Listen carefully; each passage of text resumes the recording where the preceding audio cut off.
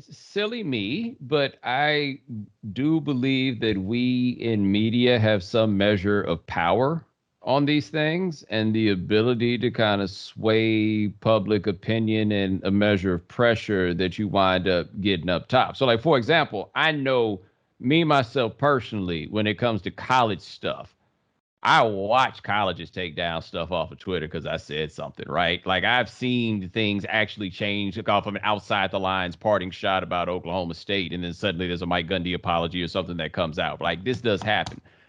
The larger NFL press corps, for whatever reason, is not really a questioning bunch. Like this goes differently from sport to sport. It's not a broad indictment of anybody. It's just kind of what the levels of engagement are there. Baseball writers are typically very, very critical. They're a bit more like go after the institution. That's just always been the way that they're sort of built. Like hockey, they just love killing their commissioner. That's their favorite thing to do. The NBA writers are very defensive of the institution itself and all the people who don't like it. I mean, like, we can go on with that.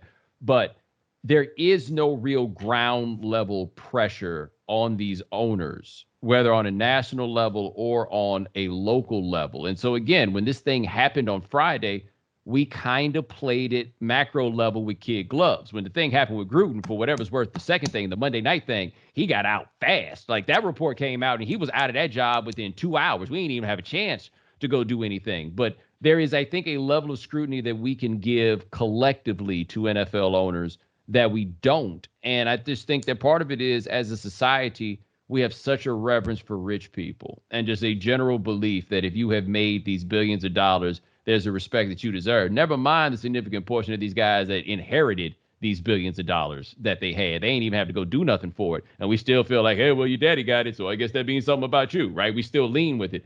I do think there's something that can be said just from pushing harder back against those people. But there's, these relationships are tenuous, and as newspapers are having a harder time, can you afford to do something that's going to perhaps restrict your access, which then all of a sudden gets you into a place where they fear the lost subscriptions? If you are a rights holder, are you going to go out and actively engage and get into a battle with these people that you do business with?